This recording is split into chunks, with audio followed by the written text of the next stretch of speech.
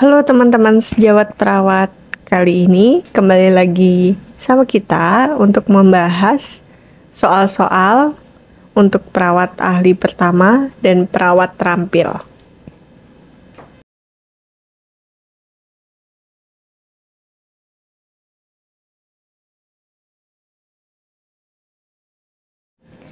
Kita ke soal pertama, yaitu ada perawat puskesmas pembantu melakukan pengkajian di Desa Kembang Kuncup dan didapatkan data 15 kasus demam berdarah dalam 1 bulan terakhir. Terdapat genangan air dan jentik nyamuk di bak mandi. Kader mengatakan bahwa warga tidak pernah melakukan pemeriksaan jentik nyamuk dan malas melakukan upaya 3M. Menutup, menguras, mengubur. Apakah tindakan keperawatan utama pada kasus tersebut? Pilihannya A. Mengorganisir warga melakukan pemberantasan sarang nyamuk. B. Melakukan fogging pada lingkungan warga tersebut. C. Melaporkan kasus demam berdarah kepada Dinas Kesehatan. D. Mengajak warga kerja bakti di lingkungan tersebut. E. Membagikan lotion kepada warga.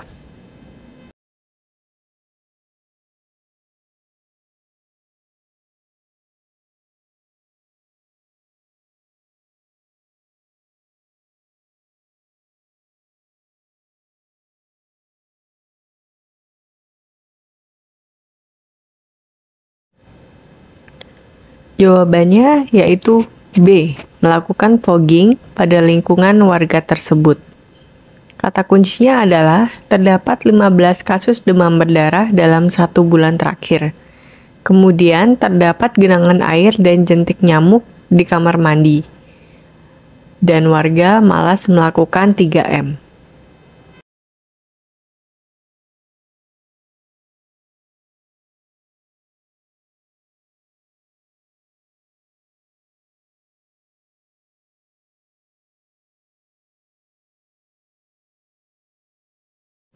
Kita lanjut ke pertanyaan kedua. Perawat puskesmas mengkaji warga di suatu desa Kembang Kuncup dan didapatkan data 24% lansia mengalami diabetes mellitus atau DM, 82% belum tahu tentang penyakit DM, dan 50% masyarakat suka mengonsumsi minuman atau makanan yang manis. 85% masyarakat mengatakan belum pernah mendapatkan informasi kesehatan tentang perilaku hidup sehat dan diet. Pertanyaannya, apakah peran yang paling tepat dilakukan perawat pada kasus tersebut? A. Kolaborator. B. Case finder. C. Caregiver. D. Konselor. E. Edukator.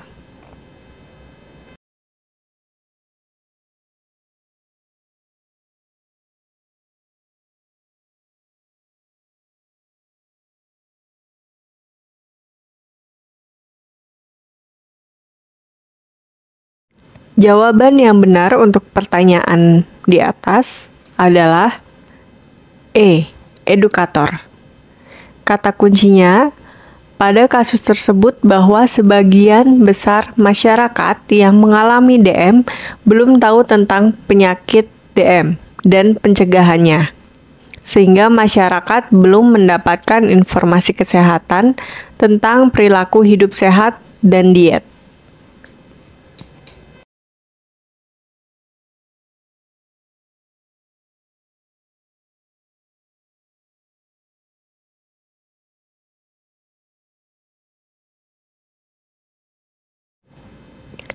Pertanyaan ketiga.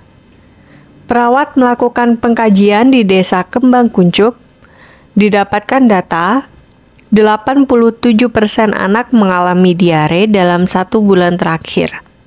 Anak-anak tidak jajan sembarangan. Hasil survei dan observasi di lingkungan desa cukup bersih. Anak-anak terlihat suka bermain di tanah. Sumber air minum menggunakan air sumur yang sudah direbus. Apakah fokus pengkajian sebagai data pendukung kasus tersebut? A. Pengetahuan masyarakat tentang penyediaan air bersih. B. Perilaku cuci tangan pakai sabun. C. Pengetahuan masyarakat tentang diare. D. Penggunaan jamban. E. Pengetahuan masyarakat tentang cara memasak air.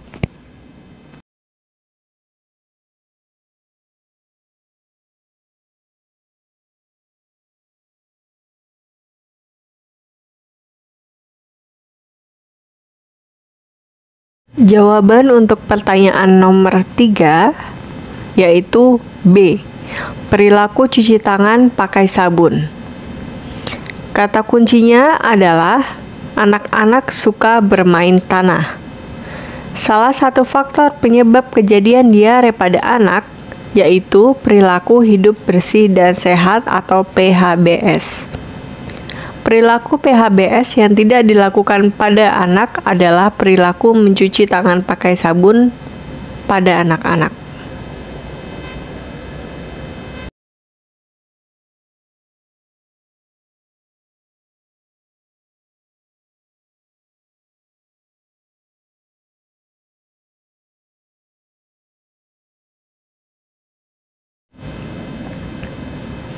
Lanjut ke pertanyaan keempat.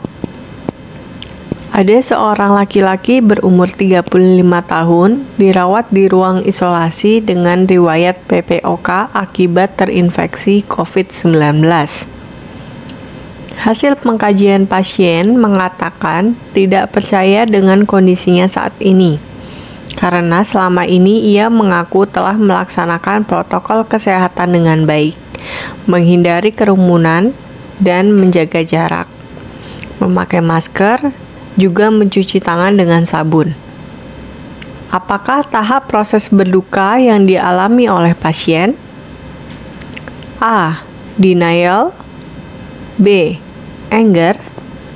C. Acceptance. D. Bargaining. E. Depression.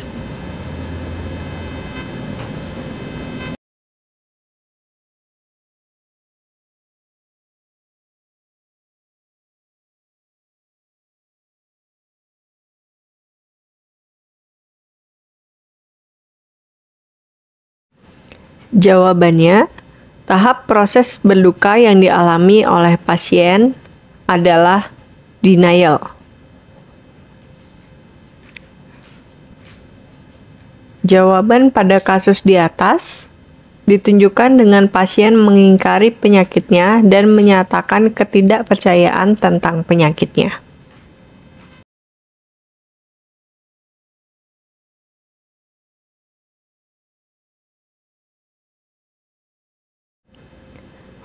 Pertanyaan nomor 5. Seorang perawat mendapatkan data dari hasil pengkajian di masyarakat dan didapatkan data 35% balita tidak mengikuti posyandu tiap bulan, 25% mengalami stunting, dan masyarakat mengatakan belum pernah diberikan pendidikan kesehatan tentang pentingnya mengikuti program posyandu untuk balita. Pertanyaannya, apakah peran utama perawat pada kasus tersebut? A. Advocate. B. Edukator. C. Care provider. D. Motivator. E. Caregiver.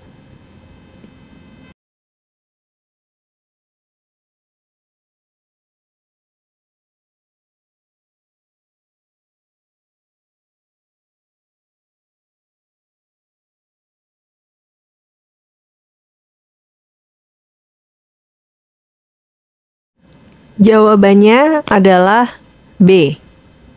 Edukator. Kata kunci pada soal tersebut yaitu belum pernah diberikan pendidikan kesehatan.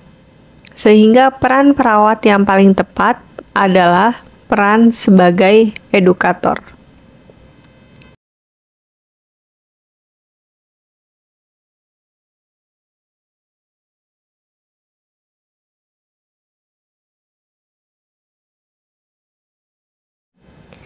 Pertanyaan nomor 6.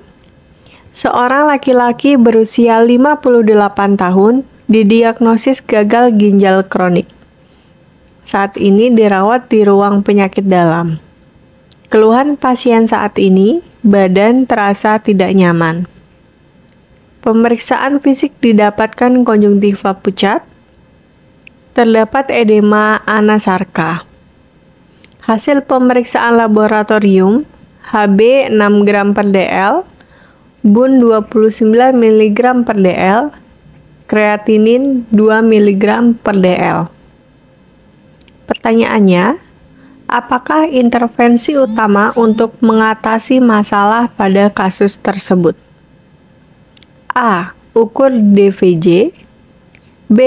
Batasi aktivitas pasien. C. Kaji tingkat dehidrasi. D. Ukur intake dan output. E. Kaji tingkat kenyamanan.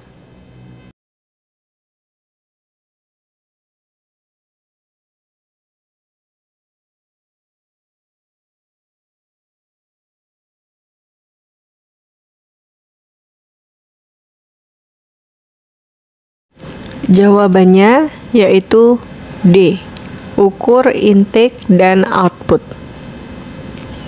Prioritas utama masalah keperawatan di pertanyaan nomor 6 adalah kondisi yang mengancam jiwa pasien, yaitu kelebihan volume cairan, adanya edema anasarka, dan hasil lab yang cukup signifikan terhadap kerusakan ginjal pada pasien.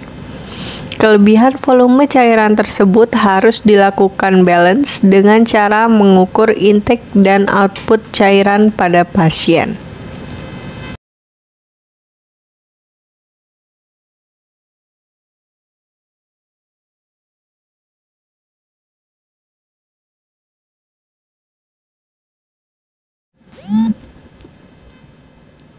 Pertanyaan nomor 7.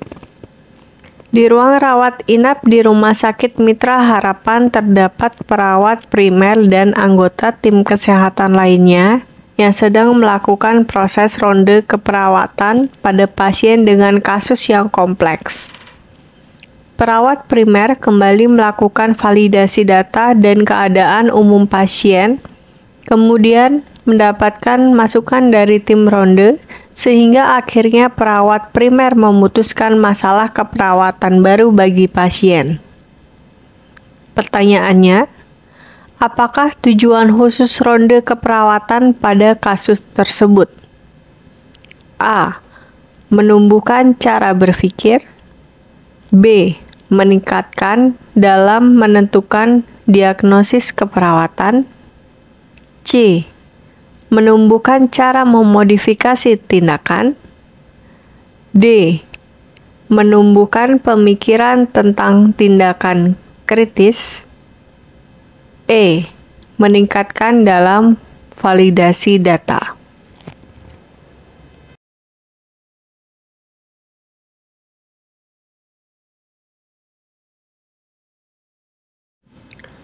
Jawabannya adalah B. Meningkatkan dalam menentukan diagnosis keperawatan. Di mana manfaat ronde keperawatan yaitu diantaranya untuk menumbuhkan cara berpikir kritis dan sistematis, meningkatkan kemampuan validasi data klien, meningkatkan kemampuan menentukan diagnosis keperawatan, dan menumbuhkan pemikiran tentang tindakan keperawatan yang berorientasi pada masalah klien.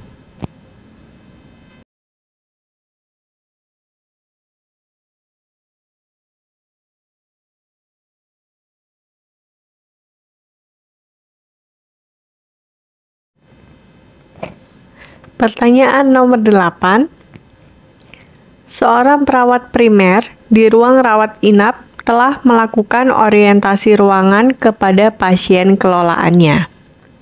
Selanjutnya, perawat menanyakan kepada pasien terkait perawatan luka kaki diabetes yang dialami.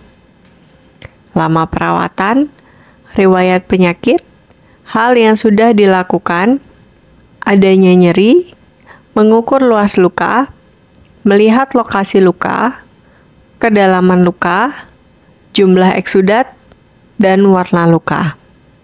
Apakah tindakan yang sedang dilakukan oleh perawat tersebut? A. Pengkajian. B. Penegakan diagnosis. C. Perencanaan. D. Implementasi. E. Evaluasi.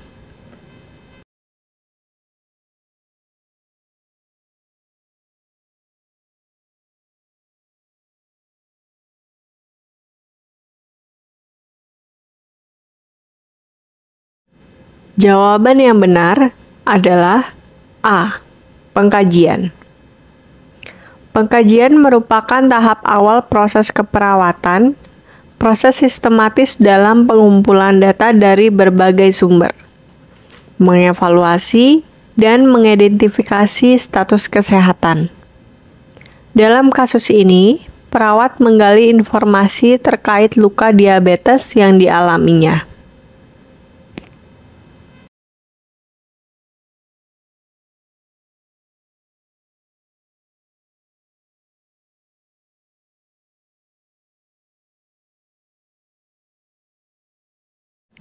Pertanyaan nomor 9. Seorang laki-laki berusia 35 tahun didiagnosis close fracture cruris dextra. Dirawat di rumah sakit dengan keluhan nyeri pada kakinya sejak 1 hari yang lalu. Pasien mengatakan nyerinya bertambah terutama saat digerakkan dengan skala nyeri 6. Hasil pemeriksaan, pasien meringis kesakitan, bengkak di daerah kaki, tekanan darah 150/90 mmHg, frekuensi nadi pasien 90 kali per menit, frekuensi nafas 26 kali per menit. Saat ini pasien terpasang spalk dari metatarsal sampai patella. Apakah intervensi keperawatan yang tepat pada kasus tersebut? A. Anjurkan bed rest. B. Ajarkan teknik relaksasi. C. Lakukan kompres dingin. D. Kolaborasi pemberian analgesik. E. Observasi derajat ketidaknyamanan.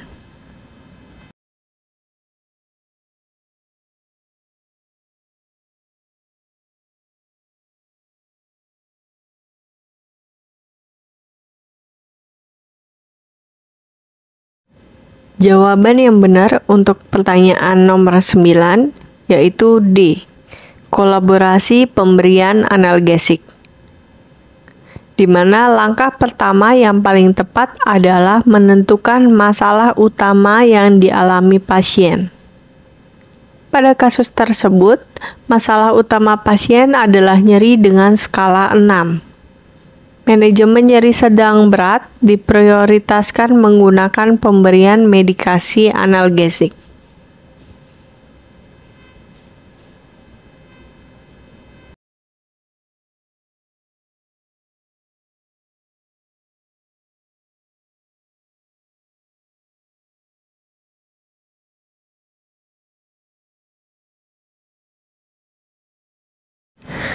Pertanyaan nomor 10. Seseorang yang mempunyai inisiatif menyampaikan pesan disebut A. Decoder, B. Pengirim pesan atau sender, C. Penerima pesan atau receiver, D. Messenger, E. Reference.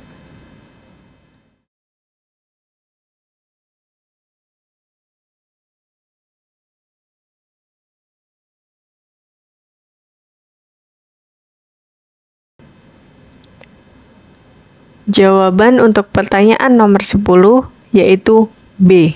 Pengirim pesan atau sender. Pengirim atau komunikator adalah pihak yang mengirimkan pesan kepada pihak lain.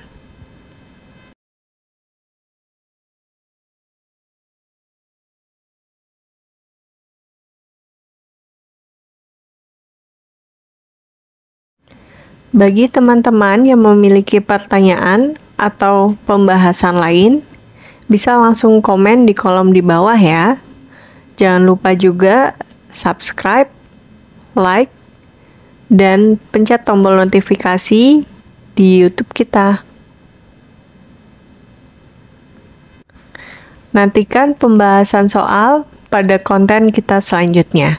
Sampai jumpa.